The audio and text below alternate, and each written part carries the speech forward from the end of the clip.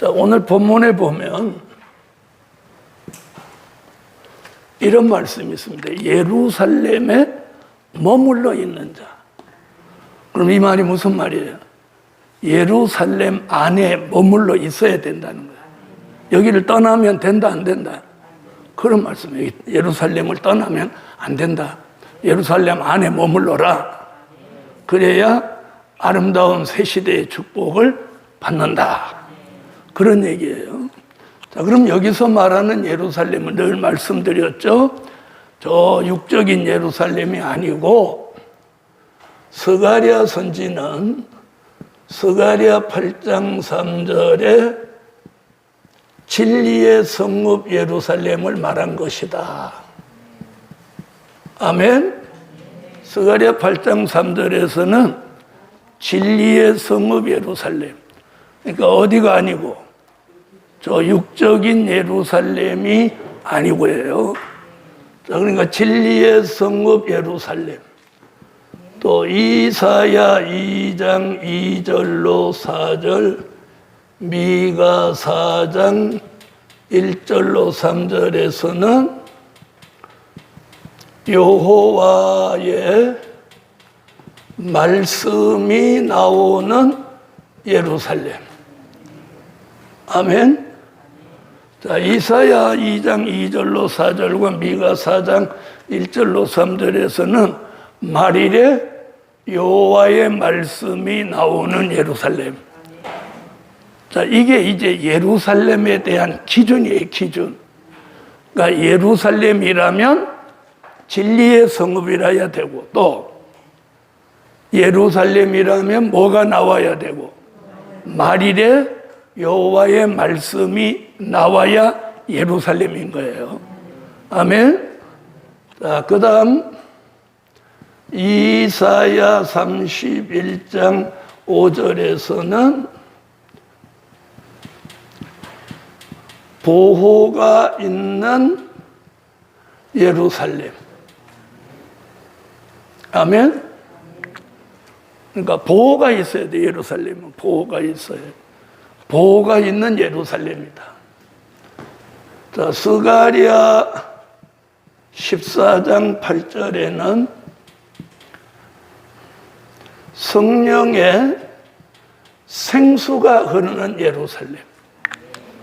아멘. 그러니까 여기에 맞지 않으면 이게 기준이에요. 말씀이죠. 말씀이 기준이에요. 그러니까 여기에 맞아야 예루살렘이라고 말할 수 있는 거예요. 글자만 예루살렘 내자가 들어간다고 예루살렘이 될 수 있는 게 아니라는 거예요. 잘 알아들으셨죠? 그러니까 첫째는 뭐예요? 진리의 성읍이라야 된다.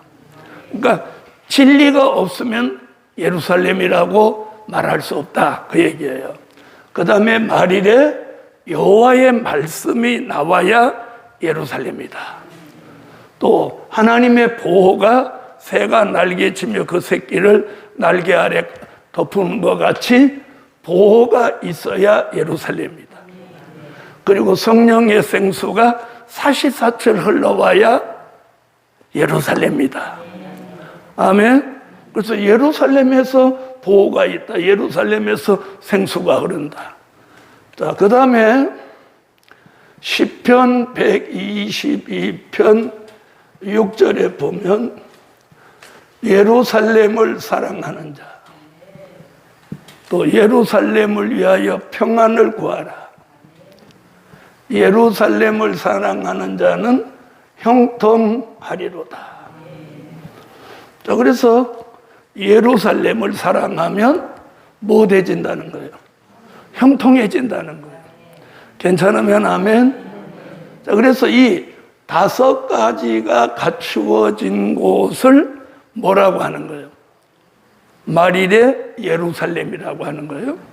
그걸 오늘 이사야는 이런 5가지 조건이 갖추어진 예루살렘에 머물러 있는 자. 이 말이 굉장히 중요한 거예요. 머물러 있어야 돼. 그 예루살렘 안에 머물러 있어야지 어디 딴 데 가서 앉아 있으면 안 된다는 거예요. 이제 이번에 이런 말씀도 나왔어요. 자, 좀 그랬잖아요. 이사야가 그랬어요. 제 얘기예요. 새 시대의 아름다운 축복을 받으려면 말일에 예루살렘에 머물러 있는 자가 되라. 아멘. 네, 예루살렘에 머물러 있는 자가 되라. 자, 그럼 이 아름다운 축복을 받지 못하게 하려고 하는 사단은 그럼 예루살렘에 머물러 있는 사람을 예루살렘에 머물러 있지 못하게 하겠나요? 안 하겠나요? 수단과 방법을 가리지 않고 예루살렘에 머물러 있지 못하도록 하는 거예요. 그런 사탄의 음모를 여러분이 바로 분별할 수 있기 바랍니다. 그래서 이번에 이사야 특강에서는 굉장히 좋은 말씀들, 우리에게 꼭 필요한 말씀들이 특별히 나오고 있어요. 자, 그래서 네 번째는 어디에 머물러 있어라? 예루살렘에 머물러 있어라. 어저께 화요일 날 그런 말씀 나왔죠. 예루살렘에 머물러 있는 사람을 흔들지 마라. 아멘? 예루살렘에 머물러 있는데 왜 흔드냔 말이에요. 그리고 예루살렘에 머물러 있는 사람을 까불르지 마라. 그리고 흔들어도 흔들리지도 말고 또 까불어도 까불리지도 말고. 자, 그 다음에 이제 뭐였어요? 그 다음 얘기가 중요해요. 다섯 번째. 자, 그래 놓고 여기 뭐라고 했나 봐요. 성경을 자세히 보면 이렇게 나와요. 자, 3절 보세요. 시온에 남아있는 자, 콤마죠. 예루살렘에 머물러 있는 자, 그래 놓고 곧, 그랬어요. 곧 예루살렘에 있어 생존한 자 중, 이렇게. 예루살렘에 머물러 있지만 죽으면 안 된다, 그 말이에요. 예루살렘에 머물러 있대, 예루살렘에 생존해 있는 자라야 돼. 그러니까 이 새 시대의 아름다운 축복은 죽으면 끝나는 거예요. 죽으면. 무슨 말인지 아셨죠? 그래서 지금 이사야가 예루살렘에 생존한 자. 자, 생존한 자라고 했어요, 안 했어요? 했어요, 안 했어요? 생존에 있어야 돼요. 자, 그래서 사람들이 이 복음을 받으면 안 죽기를 원하는 거예요. 그러면 뭐 젊다고 안 죽고 나이가 들었다고 죽는 게 아니라, 그럼 예루살렘에 생존한 자로 남아 있으려면 어떻게 해야 되냐? 자, 이사야는 이렇게 말했어요. 이사야 25장 6절로 8절에 사망을 영원히 멸하여 주신다.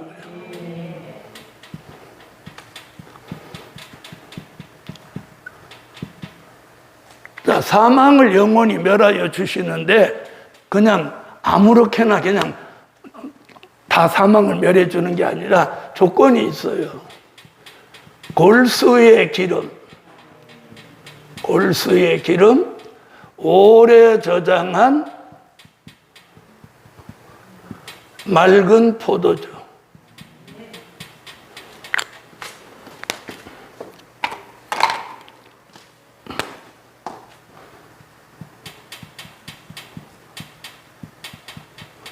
자, 이 두 가지를 먹어야 되는 거예요. 자, 이 두 가지를 먹어야 뭘 멸하여 주셔? 우리 속에 있는 사망을 영원히 멸하여 주시는 거예요. 그럼 골수의 기름은 뭐냐? 요한 계시록이에요.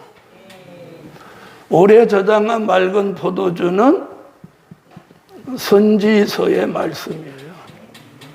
다시 말하면 요한 계시록과 선지서의 말씀을 먹으면 에덴 동산에서 선악과 따먹고 들어온 사망을 영원히 멸하여 주는 거예요.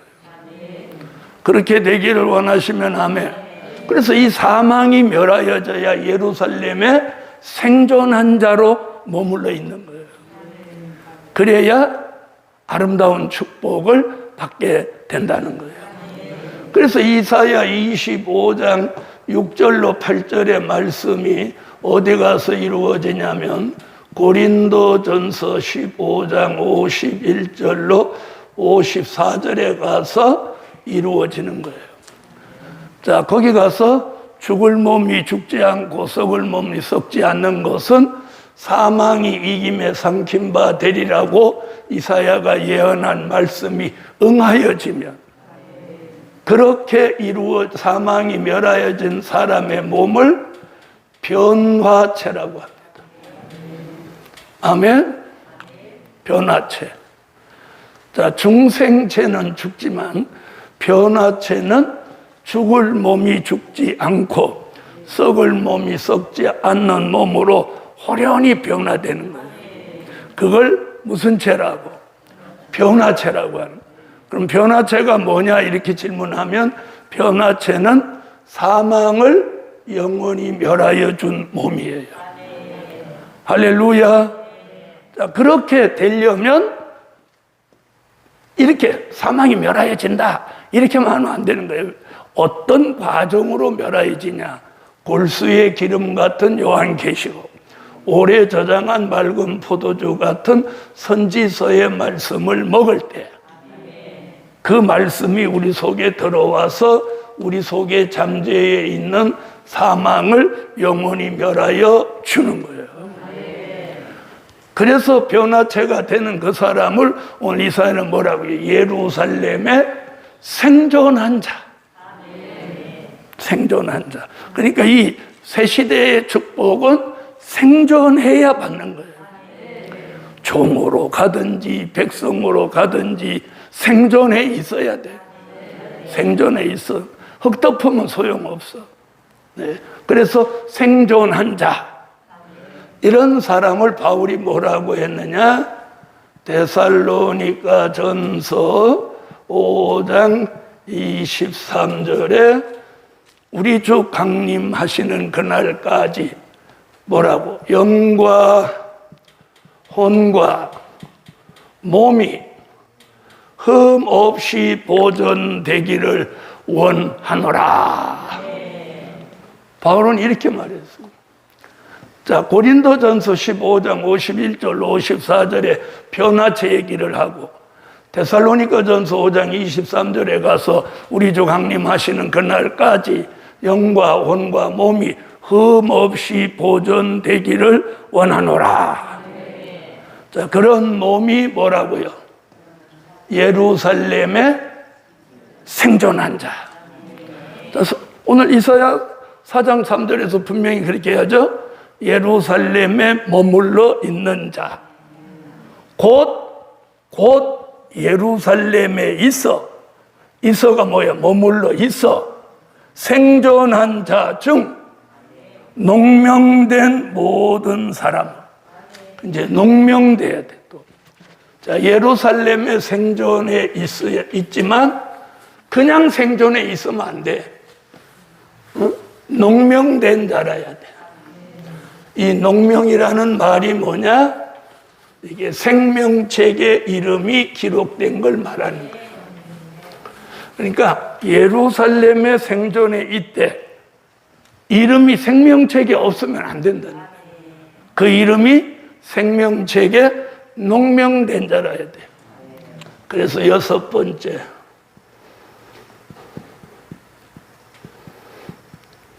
생명책에 농명된 자.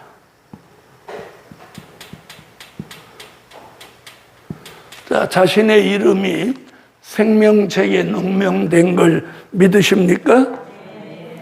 자, 그런데 여기 이제 죽은 사람도 생명책에 농명된 사람이 있어요. 에? 누구 믿고 죽은 사람? 예수 믿고 죽어서 영혼이 낙원에 가 있어도 그 사람 이름이 생명책에 그냥 있는 거예요. 마지막에 무슨 부활 나오기 위해서. 생명의 부활로 나오려면 생명의 부활은 생명책의 이름이 있어야 생명의 부활로 나오는 거예요. 심판의 부활로 나오는 사람은 심판책의 이름이 있어야 심판의 부활로 나오는 거예요. 그래서 계시록 20장 12절에 보면 거기 심판의 책이 있고 또 다른 책이 있으니 곧 생명책이라. 그렇게 나오거든요. 백보자 심판 때 심판책, 생명책 두 가지 다 나온 거예요. 그래서 백보자 심판 때 다 부활할 때는 생명책의 이름이 기록된 사람은 생명의 부활, 심판책의 이름이 기록된 사람은 심판의 부활로 나오는 거예요. 그래서 요한복음 5장 28절로 29절에 생명의 부활, 심판의 부활을 얘기했죠. 그 기준이 계시록 20장 11절로 15절 사이에 12절에 보면 심판책과 생명책 얘기가 나오는 거예요. 이해하신 분 아멘. 그러니까 오늘 여기서 하는 말이 뭐냐면 예루살렘에 있어 생존한 자 중 생명책이 농명됐다. 그러니까 죽은 자 중에 생명책이 농명된 자 말고 그 얘기예요. 이해하셨죠? 오늘 이 말을 이렇게 딱 알아듣는 게 은혜예요. 알아듣는 게. 이제 여기서 말씀하고 있는 내용을 잘 알아들여요. 그러니까 죽어서 영혼 구원받은 사람도 생명책에 이름이 있단 말이에요. 그 사람들 말고 살아서 예루살렘에 머물러 있고 예루살렘에서 생존한 자 중에 농명된 자, 요 얘기예요. 그럼 무슨 책에? 자, 그래서 생명책 얘기는 출애굽기 32장 32절로 33절에도 모세가 자기 민족을 구원해 주시기를 여호와 앞에 구할 때 자기 이름을 생명책에서 자기 백성을 버리시려면 자기 이름을 지워달라고 대단한 기도를 합니다. 여러분, 우리는 제가 한번 여쭤볼게요. 자기 가족들을 구원해 주시지 않으려면 제 이름을 생명책에서 지워버리십시오. 이렇게 기도할 수 있어요, 없어요? 못하죠? 못하는 게 아니라 안 해. 나도 안 해. 나도 못해. 근데 모세는 자기 민족을 하나님이 버리시려면 자기 이름부터 생명책에서 지워달라고 기도를 했어요. 그래서 모세가 민족의 위대한 지도자인 거예요. 그래서 이 지도자는요, 평범한 사람과 마음 쓰는 거, 생각하는 게 지도자는 달라요. 다른 거예요. 가정에도 보면 다 그런 건 아니지만 마지가 생각하는 게 다른 것 같지. 요즘 마지는 어떤지 모르지만 옛날 마지들은 생각하고 마음 먹는 게 달라요. 100% 다 맞는 건 아니지만 성경에서도 보면 위대한 지도자는 생각하고 마음 먹는 게 다르다는 거예요. 네. 자, 그래서 생명책의 이름이 꼭 살아있으면서 농명돼야 돼요. 요 자격이 갖추어져야 영원한 축복을 받는다는 거예요. 그러니까 이 영원한 축복은 생명책의 이름만 있어도 안 돼. 죽으면 안 돼. 살아있으면서 농명돼야 돼. 그럼 여러분의 이름이 농명돼 있나요? 자, 그래서 요한 계시록 3장 5절에서도 생명책에서 이름이 흐려지지 않아야 된다. 생명책에서 이름이 흐려지지 않아야 돼. 흐려지면 안 되는 거예요.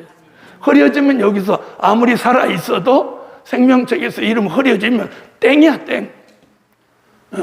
그래서 교회 안 나오고 예수 안 믿고 뭐 주일의 개념 없고 11조 개념 없고 뭐 교회에 대한 생각 없고 그런 사람은 이미 생명책의 이름이 지워지지 않았을까 이런 생각을 해봐. 생명책에 이름이 있다면 그럴 수는 없는 거죠. 자, 그래서 생명책에서 이름이 흐려지지 않아야 된다. 자, 그 다음에 계시록 13장 8절에 보면 생명책에 이름이 없는 사람들은 이 수정통치 시대가 오면 전부 짐승에게 절한다는 거예요. 응? 그러나 생명책에 이름이 있는 사람은 수정통치 시대에 들어간다, 안 들어간다? 안 들어가는 거예요. 안 들어가는 거예요. 자, 그 다음에 요한계시록 20장 12절, 요한계시록 20장 15절, 요한계시록 21장 27절. 자, 여기 다 생명책에 이름이 있어야 되는 거예요. 아멘. 그러니까 오늘 본문에서 뭐예요? 예루살렘에 머물러 있는 자. 이게 굉장히 중요해요. 예루살렘 안에, 진리의 성읍 안에 말씀이 나오는 예루살렘, 또 생수가 흐르는 예루살렘, 또 보호가 있는 예루살렘 안에 머물러라. 그리고 거기 생존에 있어라. 그리고 생명책에 이름이 농명돼 있어라. 자, 다시 본문으로 가봐요. 생명책에 생존한 자 중 농명된 모든 사람은 거룩하다 칭함을 얻는다. 자, 이제 7번째.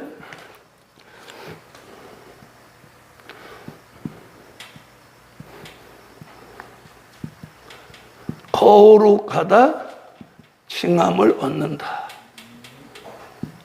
자, 거룩하다. 자, 이사야는요, 4장 3절에서 자, 거룩하다 칭함을 얻는다. 이렇게 해놓고 13장, 이사야 13장 2절에 가서 거룩하다는 게 뭐냐는 답을 거기 내놨어. 자, 13장 한번 가봐요. 이사야 13장 3절이네요. 2절로 3절. 자, 다 한번 읽어봅시다. 이사야 13장 2절로 3절. 너희는 자산 위에 기호를 세우고 소리를 높여 그들을 부르며 손을 흔들어 그들로 존귀한 자의 문에 들어가게 하라. 내가 나의 거룩히 구별한 자에게 명하고 나의 위엄을 기뻐하는 용사들을 불러 나의 노를 풀게 하였느니라. 자, 거기 거룩히라고 나오죠. 여기는 거룩하다, 거룩히. 그럼 여기서는 지금 말하는 게 뭐예요? 거룩하다는 말은, 거룩하다 칭함을 얻는 건 구별된 축복이에요. 구별된 축복. 그래서 이사야 4장 3절에서 거룩하다 칭함을 얻는다는 답을 13장 2절로 3절에 가서 찾는 거예요. 아멘? 그러니까 이사야는 지금 13장 2절로 3절을 내다보고 4장 3절에서 이 얘기를 하는 거예요. 그러니까 거룩하다 칭함을 얻는 사람은 거룩하게 구별된 축복이에요. 구별된 축복. 이걸 민수기 6장 1절로 6절에서는 뭐라고 그래요? 나실인의 축복.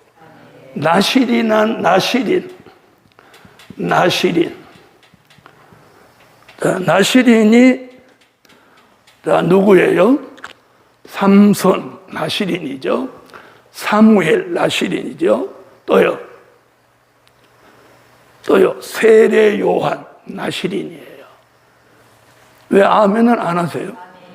나실인 아니라는 거예요.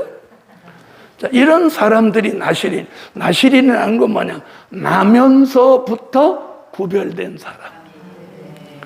그러니까 우리도 지금 마지막 복음으로 아름다운 새 시대의 축복을 받을 사람도 결국은 나면서부터 하나님이 지금 구별시킨 거예요. 그렇게 구별된 축복이 거룩하다 칭함을 얻는 것이다. 아멘. 자, 그럼 이 구별된 축복은 나시린 같은 삶을 살아야 되는데, 성경에서 이 구별된 축복을 어떻게 표현했느냐 하면, 마태복음 3장 12절에서는 알곡과 쭉정이를 구별하는 거예요. 그러니까 뭐가 아닌 알곡, 쭉정이가 아닌 알곡 얘기예요. 거룩히 구별된다는 건 마태복음 3장 12절에서는 쭉정이가 아닌 알곡으로 구별되라는 거예요. 이해하셨으면 하면. 자, 또 마태복음 24장 40절로 44절에는 두 여인 중에 데려감을 당한 여자, 버려둔 여자같이 되지 말고, 두 남자가 밭을 갈고 있는데 하나는 버려두고 하나는 데려간다. 이게 구별이에요, 구별. 무슨 말인지 아셨죠? 자, 그렇게 말하고 있어요. 그 다음에 마태복음 25장 1절로 13절에서는 기름등불 없는 처녀가 아니고 기름등불 있는 처녀. 슬기로운 다섯 처녀죠. 자, 그 다음에 마태복음 25장 32절로 34절에서는 양과 염소가 있는데 염소 말고 양이 되라는 거예요. 이해되셨으면 하면 양이 되라는 거예요. 양이. 자, 그 다음에 요한계시록 22장 11절에서는 불의한 자와 의로운 자. 그럼 누구 되라는 거야? 불의한 자 되지 말고 의로운 자 되라는 거야. 더러운 자, 거룩한 자. 더러운 자 되지 말고 거룩한 자 되라는 거야. 아멘. 자, 그러면 이 거룩하다 칭함을 얻은 사람이 아름다운 축복을 받는 시대에 들어가기 위해서는 베드로전서 1장 15절로 16절에 뭐라고 그랬어요? 내가 거룩하니 너희도 거룩할지니라. 아멘. 자, 이렇게 된 사람이 새 시대에 가서 아름다운 축복을 계시록 20장 6절에 가서 뭐라 하느냐? 거룩하도다. 지금은 거룩하다 칭함을 얻는 정도. 칭함. 그러니까 거룩해졌다는 거요, 명칭만 있다는 거예요. 여기서 칭한다는 말은 명칭이야. 너는 앞으로 거룩해져. 미래형이에요. 지금 거룩해졌다 이러면 큰일 나는 거예요. 지금 우리가 뭐가 거룩해? 에? 우리가 거룩해요. 지금 앞으로 해진다는 약속이 있는 거예요. 그래서 이 표현할 때 잘해야 돼요. 거룩하다 칭함이라고. 칭함. 명칭을 너는 앞으로 거룩해진다 이런 얘기지, 너 거룩해졌다 이거 아니에요. 거룩해지면 4대 욕구가 없어야 돼. 에? 그냥 먹는 것만 보면 막 속에서 그냥 확 식욕이 확 올라오는데 무슨 거룩이야, 거룩은. 지금 복음 때문에 절제하느라고 그렇지, 복음만 아니면 그냥 돼지고기를 그냥 삶아가지고 그냥. 자, 거룩하도다. 이게 뭐예요? 내가 거룩하니 너희도 거룩해라. 그래서 이게 성화체예요, 성화체. 우리가 천년왕국에 들어가면 성화체가 되는 거예요. 그래서 성화체가 돼야 베드로전서에서 말한 내가 거룩하니 너희도 거룩해서 거룩한 나와 거룩한 너가 동고동락을 천년 동안 할 수 있다는 거예요. 이해하셨어요? 그래서 새 시대의 아름다운 축복은 이런 조건이 갖추어진 사람이 들어가 받는다. 그래서 천년왕국에 가서 거룩하도다 성화체를 이룬 사람이 계시록 20장 9절에 무슨 성에 들어가서 사랑하시는 성,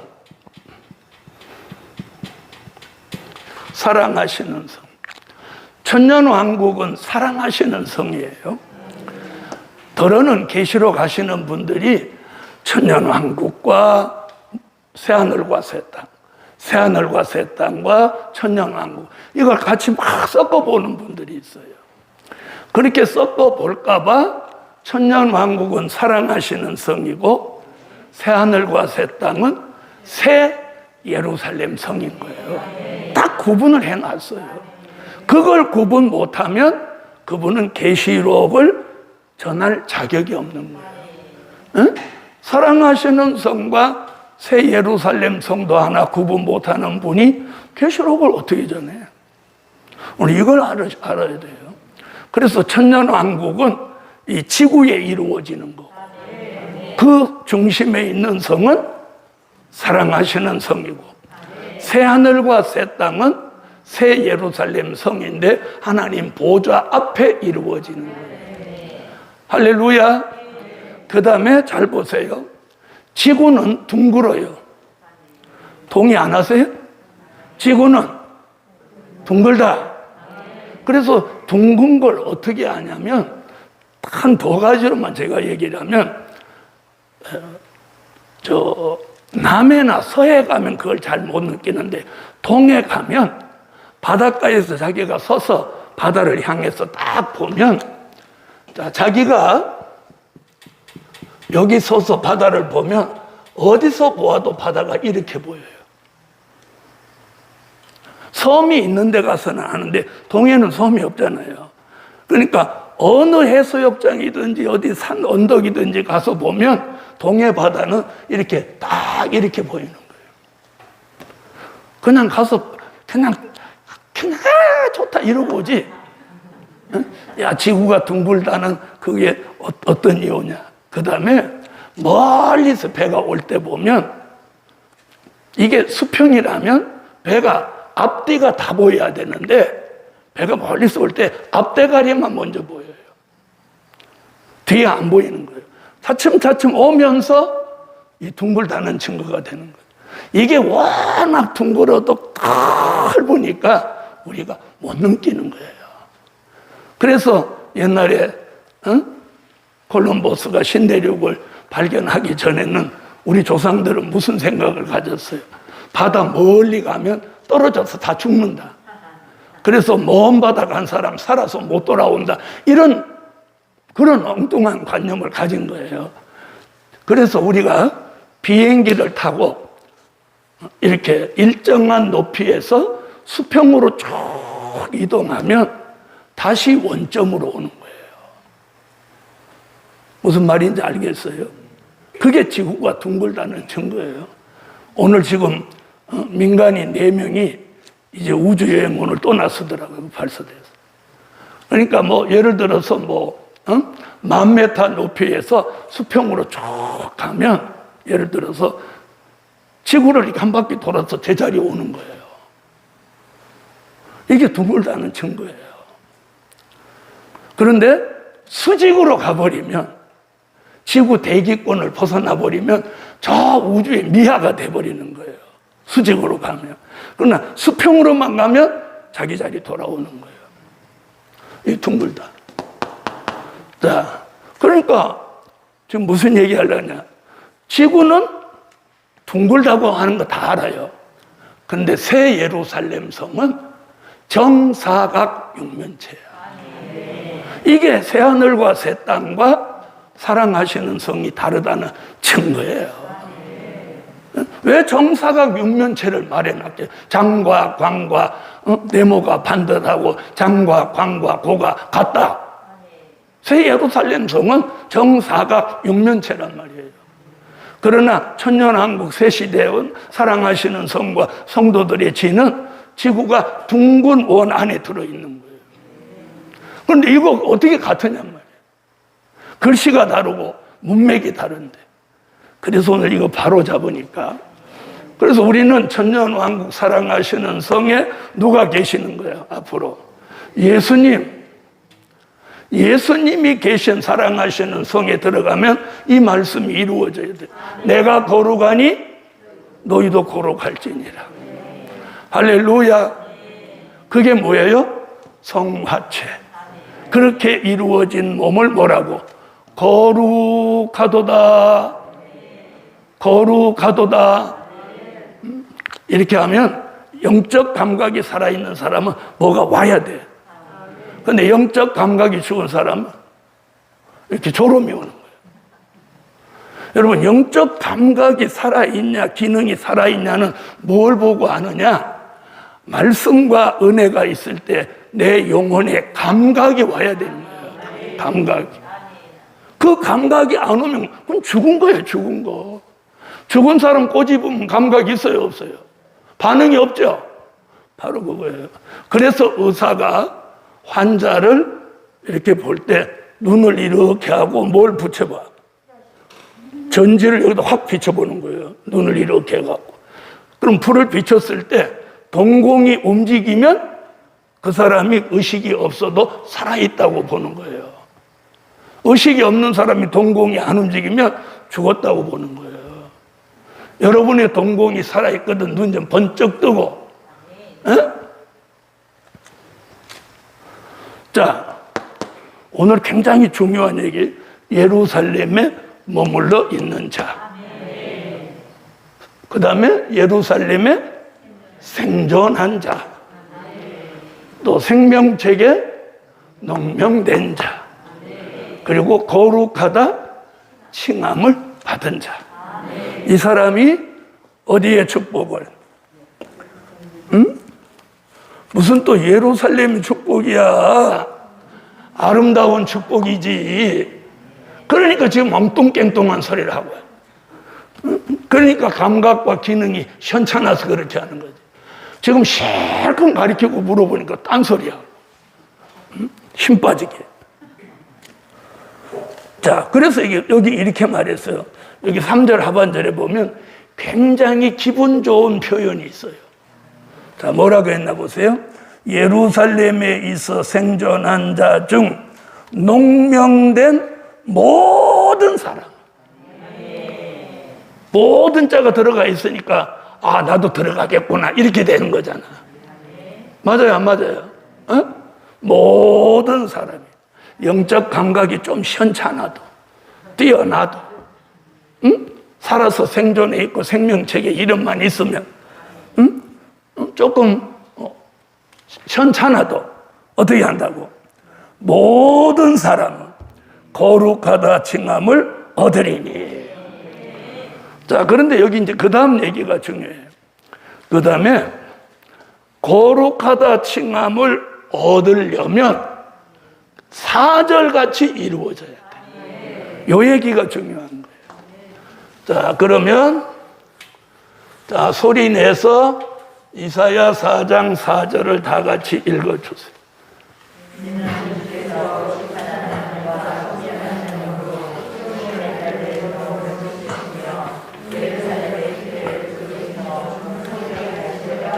그러니까 거룩하다 칭함을 얻는 데는 무슨 영을 받아야 돼?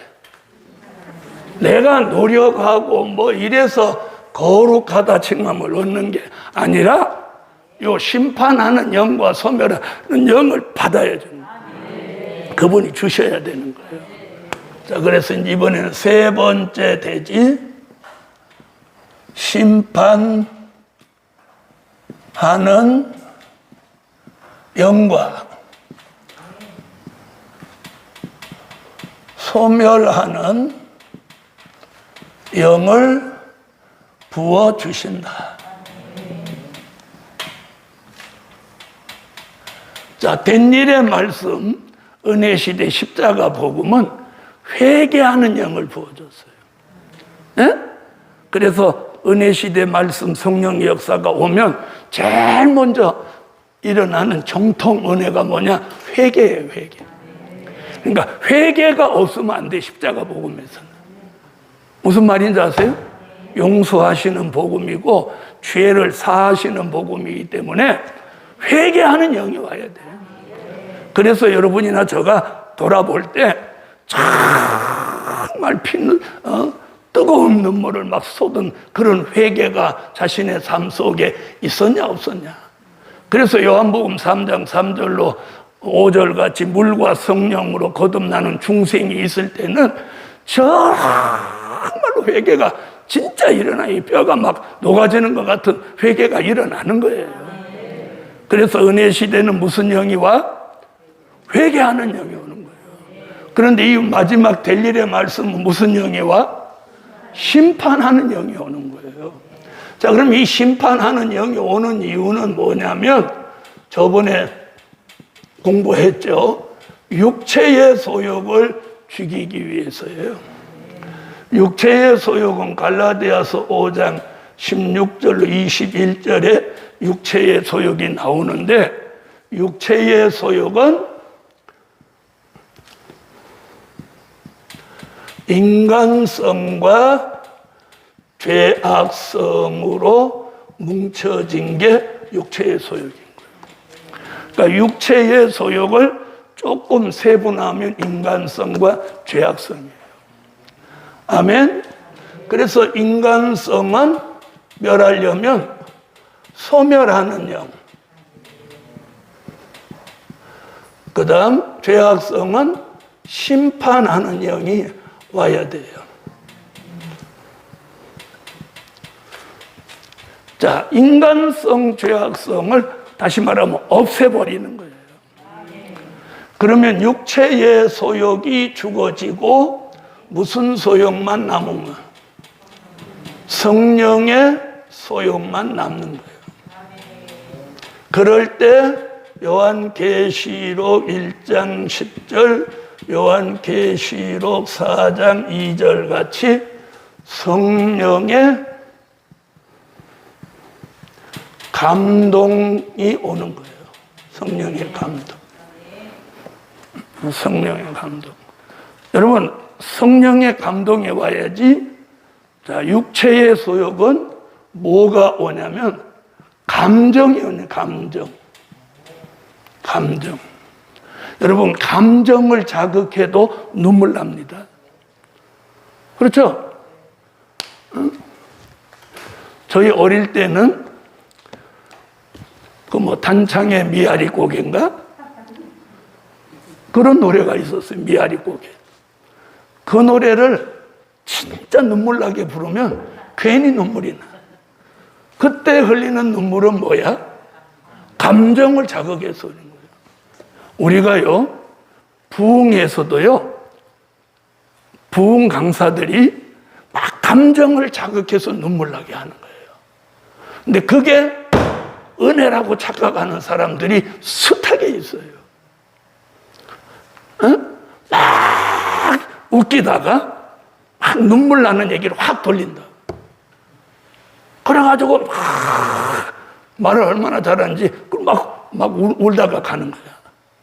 그렇게 우는 건 그건 감동이 아니라 감정의 자극인 거예요.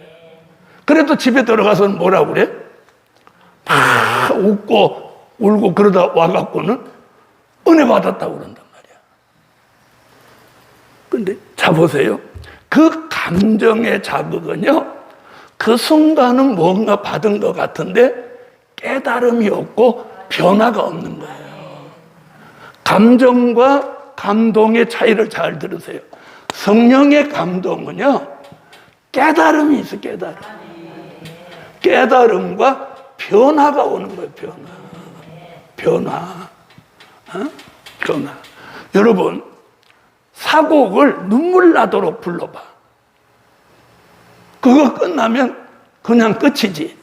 뭐 그걸로 깨달음이 있고 삶의 변화가 와, 안 와? 도리어 타락하면 타락하지. 맞아요, 안 맞아요? 그래서 우리 시대 교회 성도들이나 주의 종들이 잘 모르는 게 뭐냐? 무슨 일이 있어도 감정을 자극해서 은혜 받았다는 착각을 일어나게 해서는 안 되는 거예요. 성령의 감동이 오면 깨달음과 변화가 오는 거예요. 그래서 오늘 심판하는 영과 소멸하는 영이 오면 육체의 소욕이 죽어지고 성령의 소욕이 살아나면 성령의 감동 속에 깨달음과 변화가 오는 거예요. 이게 없으면 여러분이 복음 받은 지 20년, 10년 됐는데도 삶 속에 변화가 없고 맨날 똑같으면 그 사람은 성령의 이 심판하는 영과 소멸하는 영 못 받은 거야. 못 받은 거야. 응? 무슨 말인지 아세요? 자, 한번 보세요. 제가 막 세상 노래를 좋아했다고 합시다. 그럼 내가 이 은혜를 받았으면 세상 노래를 딱 끊어야 돼. 딱 끊어야 돼. 그런데 그거 못 끊는다. 그리고 내가 막 돌아다니면서 쇼핑하는 걸 좋아했는데 이 은혜를 받았다고 하면서 똑같이 쇼핑 좋아하고 전에하고 똑같이 산다. 그 사람 복음 못 받은 사람이야. 그런 사람은 아무리 복음 전해도 열매가 없는 거예요. 열매가. 무슨 말인지 아세요? 그래서 많은 지교회가 있고 많은 교수들이 있고 많은 증거자가 있는데 왜 열매가 없냐는 거예요. 왜 안 되냐는 거야. 이게 자기가 근본적인 변화가 안 왔기 때문에 열매가 안 생기는 거예요. 응? 제가 전한 말씀 책 보고 그대로 옮길 수 있어. 그런데 왜 열매가 없어? 왜 안 돼? 그러니까 할 말 없으니까 아이고 영원한 복음 말씀 복음 안 돼. 왜 안 돼? 저는 되는데. 여러분 한 사람 한 사람이 저만큼 되면 우리 뒤집어져. 안 되는 건 자기 부족이지. 왜 복음 다 돼? 이 복음이 얼마나 위대하고 대단한데. 생각이 딴 데가 있는데 무슨 열매가 되겠어? 자신이 열매가 돼야 남도 열매를 만드는 거예요. 여러분 열매에서 싹이 나고 열매에서 난 싹이 또 열매를 맺는 거예요. 맞아요 안 맞아요? 쭉정이에서는 싹이 안 나고 열매가 나올 수가 없어요. 응? 그래서 굉장히 중요한 얘기예요. 그래서 우리가 중국을 가든 일본을 가든 미국을 가든 대전을 가든 부산을 가든 모든 근본이 자기에게 있는 거야. 자기에게. 돌아다니면서 민폐나 끼치고 남을 힘들게 하고 그러면 무슨 은혜가 돼서 이런 일을 할 수 있겠어? 그래서 육체의 소욕을 죽이기 위해서는 심판하는 영과 소멸하는 영이 오면 감정이 죽어져야 되는 감정. 하도 막 툭하면 일어나는 감정. 감정의 기복이 심해가지고 그냥 하루에도 변덕을 12번 뒀더라. 우리는요, 이 생각이 복음. 저것도 하면 아는가 봐. 밥, 빵, 차, 커피, 옷, 구두, 가방. 이러면 안 되는 거야. 복음, 말씀, 진리, 은혜. 이게 백마의 사상인 거야. 그런 사람 속에서 열매 맺는 하나님의 역사가 심판하는 영과 소멸하는 영을 내리는 거야. 그래서 이런 인간성, 죄악성, 육체의 소욕이, 감정이 죽어지면서 성령의 소욕이 살아나고 성령의 감동 속에 깨달음과 근본적인 변화가 있는 거예요. 근본적인. 여러분, 우리가 근본적인 변화가 아닌 일시적인 변화는 자, 한번 보세요. 사람의 팔이요. 자, 보세요. 하나님이 창조할 때 이 뒤로는 안 꺾이게 만들었어. 그렇죠? 이렇게. 만약에 이 뒤로도 훌떡 꺾이면 얼마나 이 팔이 웃기겠어요. 그런데 하나님이 이걸 팔을 창조하실 때도 자기 입에 딱 맞도록 창조했어요. 아무리 팔이 길은 사람도 짧은 사람도 밤중에 암만 있어도 수제 딱 이렇게 하면 입으로 딱 들어가게 돼 있어요. 이렇게 하면 희한하다니까, 이게 창조할 때. 그런데 팔을 이만하게 만들었으면 팔이 이렇게 잡으면 이렇게 가버려. 이렇게 가버렸어요. 얼마나 힘들겠어요. 그런데 이 어깨의 균형을 잡아줘서 팔이 길은 사람은 이걸 뒤로 제끼면 돼. 그렇죠? 봐요? 팔이 길은 사람은 어깨를 이렇게 뒤로 제끼면 사이즈 딱 맞는 거야. 팔이 또 짧은 사람은 앞으로 좀 당기면 돼. 하나님이 얼마나 이런 것까지도 다 재갖고 밤중에도 입으로 밥 들어가고 머릿속으로 넘어가지 않도록 다. 제가 하고 싶은 얘기가 뭐냐면, 우리가 일시적인 변화는 누구라도 있어요. 자, 한번 보세요. 하갈과 이스마엘이 아브라함의 집에서 쫓겨나서 사막에서 방성되고 가니까 하나님이 그들의 눈을 열어서 오아시스를 발견하게 했어요. 아시겠어요? 그래서 거기서 물통에다 물을 넣어서 성경에 뭐 자기 길로 갔더라. 이게 뭐예요? 아무리 약속이 없는 하갈과 이스마엘이라도 눈물로 부르짖으면 하나님의 일시적인 긍휼은 있다는 거예요. 일시적인 긍휼은 있는데 뭐가 없어? 약속이 없어, 약속. 알아들으셨어요? 근데 이삭은 사막 한가운데 가서 방송되고 한 일 없는데도 아브라함의 아들로 약속이 이어진 거예요. 이거예요. 그래서 우리가 어떤 일시적인 은혜에 도취하면 안 돼. 그래서 이 심판하는 영과 소멸하는 영이 와서 자신이 버려야 될 걸 과감히 버리도록 만드는 영이 이 영이야. 그래서 이게 와야 돼. 그래야 거룩해지는 거야. 이거 안 받은 사람은 못 쓴다니까. 못 써. 그래도 제 밑에 있으면 그래도 제 눈치라도 보고, 또 설교를 들으면서 이렇게 하는데 제 밑에서 벗어나 버리면 영적인 자유를 얻어갖고 자기 멋대로 살아버리는 거예요. 그래서 내가 육적으로도 어려운 사람이 있는 게 좋다는 거예요. 어려운 사람이 있는 게 좋아. 왜? 사람은 눈에 보이고 하나님은 안 보이니까, 하나님은 어디도 계시니까 자기가 하나님만 의식하며 어디에 있든지 제어를 받아, 통제를 받아. 그러나 제가 수십 년 동안 주의 일을 해보니까 제가 있는 거하고 없는 거하고 다르더란 말이에요.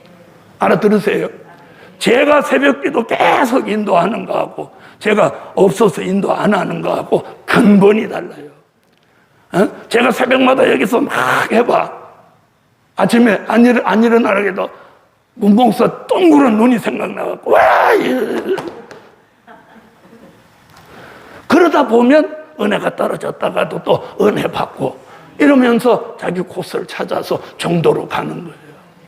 우리가 가정에서도요, 옛날에 가정에 어른이 무서운 사람이 하나 있으면 옛날에 처녀들 나갔다가 아버지가 너 몇 시까지 들어와? 그럼 그 아버지 겁나갖고 그 시간에 연애하다가도 오죠. 그죠? 그래서 탈선 안 하는 사람들이 있다는 거예요. 그런데 오늘 저는 이 심판하는 영과 소멸하는 영이 와서 육체의 소욕 속에 잠재해 있는 인간성, 죄악성을 죽이는 은혜가 이 은혜란 말이에요. 그런데 전에는 우리가 회개하는 영을 받았는데 회개했어. 또 며칠 있다가 또 죄죠. 또 회개해, 죄죠. 회개해, 죄죠. 이런 생활을 반복해 왔다 이 말이에요. 그러니까 이게 뭐예요? 근본적인 변화가 안 일어나서 그런 거예요. 알아들으셨죠? 그런데 이번에는 우리를 거룩하다 칭함을 얻는 새 시대로 만들어 가기 위해서 심판하는 영과 소멸하는 영을 붓는 거야. 그래서 육체의 소욕이 죽어지게 하는 거예요. 그럼 육체의 소욕이 안 죽어지면 이거 못 받았다는 거야. 그러니까 여러분이 뭐 신령한 체하고 내 앞에서 말을 만만 잘해도 그 사람 하는 거 보면 내가 딱 알아. 아이고, 육체의 속은 뒤따 살아가지고 그러면서 무슨 안다고 그러냐. 여러분, 요한계시록 아는 거 갖고 되는 거 아니야. 나 아는 거로 됐으면 나 신이 됐어야 돼. 여러분, 오늘 거룩하다 칭함을 얻도록 만드시기 위하여 주시는 은혜가 뭐다? 심판하는 영과 소멸하는 영. 그 중에 소멸하는 영이 오면 인간성, 자존심을 팍 내려놓는 거예요. 그런데 우리 지금 자존심 있어 없어? 그거 봐도 팔팔 살아있지, 자존심. 그 다음에 심판하는 영이 와야 우리에게 범죄할 요소, 타락할 요소를 제거해 주는 거예요. 자, 한번 보세요. 우리가 찬양하고 막 은혜 가운데 사는 거하고 막 세상 노래 속에서 막 춤추고 사는 거하고 어느 쪽으로 타락하기가 쉽겠어? 바로 그거예요. 그래서 내 삶이 어떤 삶의 소용돌이 속에서 사느냐, 이게 일단 복받은 거예요. 알아들으세요? 그래서 아브라함을 본토 친척 아비 집에서 떠나라고 한 거야. 그래서 아브라함이 본토 친척 아비 집을 떠난 건 아담의 질을 벗고 옛사람의 생활을 청산하고 믿음의 조상으로 새로운 출발을 하나님 시킨 거예요. 거기다 두면 아브라함이 그걸 벗어나기가 어려우니까. 알아들으세요? 자, 어떤 사람은 이런 사람이 있어요. 예수 믿으라고 하니까 우리 부모님 돌아가신 다음에 믿을게요 이러는 거야. 그럼 왜 그러냐니까 부모님이 제사 지내는 걸 막 그렇게 하는데 그걸 어떻게 부모님을 배신하고 그러냐는 거야. 그러니까 육적으로는 효자 같은데 이게 지옥 가는 효자인 거야. 지옥 가는 효자. 무슨 말인지 아시죠? 예수 믿고 싶은 거야. 그런데 부모를 어떻게 그렇게 하냐? 인간이 그렇게, 그런 걸 내가 지옥 가는 효자라고 하는. 자, 그래서 우리가 거룩해지도록 만드시는 은혜가 이거라는 거야. 그래서 이 기도를 매일 해야 돼. 왜? 안 죽었으니까. 안 죽었으니까. 여러분, 우리 죽은 것 같아? 저도 안 죽었어. 죽은 채 하는 거지. 죽은 채. 죽은 채 하는 거지? 지금 다 죽은 채 하고 있어. 그런데 무슨 자극을 줘봐. 팍 살아나가지고 잡아먹을 듯 덤비지. 제가 좀 조속하게 말하는 것 같지만 이렇게 해야 이걸 고치는 거예요. 자, 이 인간성 죄악성은 아담의 본질이라 우리 속에 태어날 때부터 가지고 있는 거라 이게 안 바뀌는 거예요. 여러분, 우리가 그래서 성품이 잘 바뀝니까? 안 바뀔게요? 은혜 받아도 성품 잘 안 바뀌는 거예요. 그래서 제가 맨날 그러잖아요. 이제는 우리가 자, 아무리 은혜 받아도 A형이 O형 안 돼. 맞아요, 안 맞아요? A형은 A형이야. O형은 O형이야. 그런데 이 심판하는 영과 소멸하는 영이 오면 모든 혈액형이 예수형이 되는 거야. 예수형. 예수형. 예수형상. 예수형에다가 이거 하나 붙이면 예수형상인 거예요. 그리고 예수형이란 말이에요. 우리 예수형이 돼야 돼. 이럴 때 이제 병원에 가고 혈액형이 뭐예요? 그러니까 예수형이라고. 자, 따라하세요. 우리는 예수형이 돼야 된다. 예수형을 만드는 은혜가 뭐예요? 심판하는 영과 소멸하는 영. 그래서 오늘 저녁에는 이걸 구합시다. 이 영이 오면 우리의 근본적인 변화가 오는 거예요. 근본적인 변화가 뭐냐? 예수의 형상 이루는 거예요. 그래서 뭐가 점점 죽어져? 감정이 죽어지는 거예요. 감정. 격한 감정, 간사한 감정. 에? 자, 오늘은 여기까지.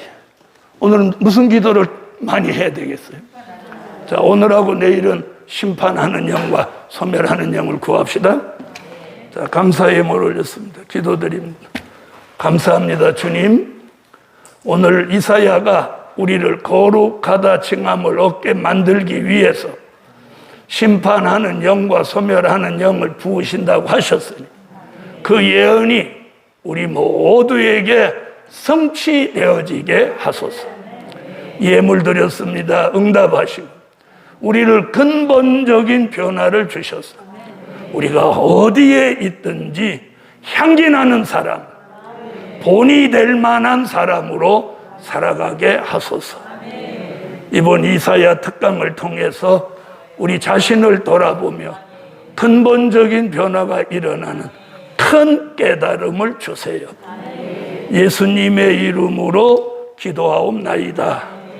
아멘. 지금은 우리 주 예수 그리스도의 무한하신 은혜와 하늘에 계신 하나님의 뜨거우신 사랑과 일곱 영에 완전케 하시는 역사가 심판하는 영과 소멸하는 영을 부으사 인간성 죄악성이 죽어지고 근본적인 변화가 일어나기까지 지금으로 영원토록 함께 계시기를 축원하옵나이다. 아멘. 다 같이 여호와 삼창 심판하는 영과 소멸하는 영을 부으시라고, 그리고 우리에게 근본적인 변화가 일어나게 해달라. 소리내서 동성으로 한번 기도합니다. 여호와여, 여호와여, 여호와여.